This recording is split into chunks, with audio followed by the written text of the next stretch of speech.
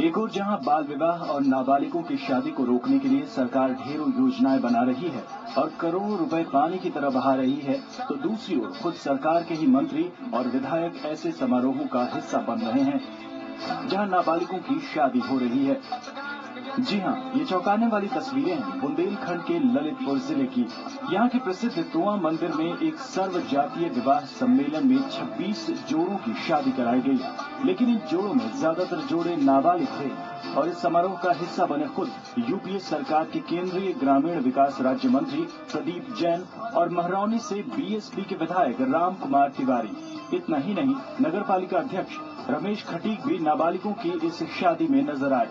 बाल विवाह कानूनन अपराध है, लेकिन जनता के ये प्रतिनिधि ऐसे समारोहों में शामिल होकर इस कुप्रथा को बढ़ावा दे रहे हैं।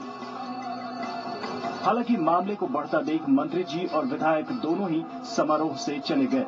वैसे तो शादी के लिए बैठे इन जोड़ों को देखकर ही अनुमान लगाया जा सकता है कि ये जोड़े नाबालिग हैं, लेकिन नाबालिगों को बालिग करने में जुटे दावों की पोल तब खुली जब एक नाबालिग लड़की के परिवार वालों ने आरोप लगा दिया कि उनकी बेटी नाबालिग है और परिवार की अनुमति के बिना यहाँ पर उसकी शादी जबरन कराई जा रही है। मेरी बहन नाबालिग है और ये लोग मेरी बहन की शादी करवाए थे काशीराम। उधर जब हमने इस शादी में शामिल हुए मंत्री और विधायक से बात की तो वो इस मुद्दे पर पूरी तरह से बचते नजर आए और अपनी सफाई में इस बात से ही मुकर गए कि वो नाबालिगों की शादी में शामिल हुए थे। हालांकि उन्होंने इस समारोह में आने की बात जरूर मानी।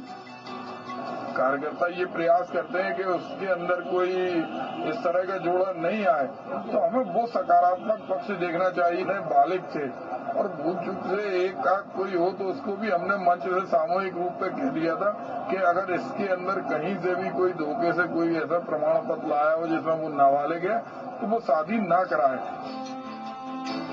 न केवल जनता के ये नुमाइंदे बल्कि जिला प्रशासन भी सवालों के घेरे में है।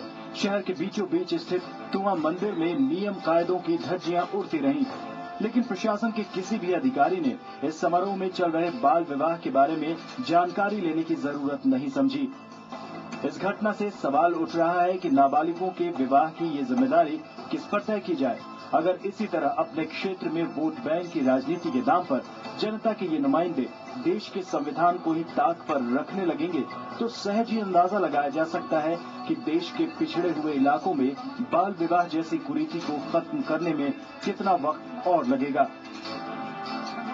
अमित सोनी, ललितपुर, जी न्यूज, उत्तर प्रदेश।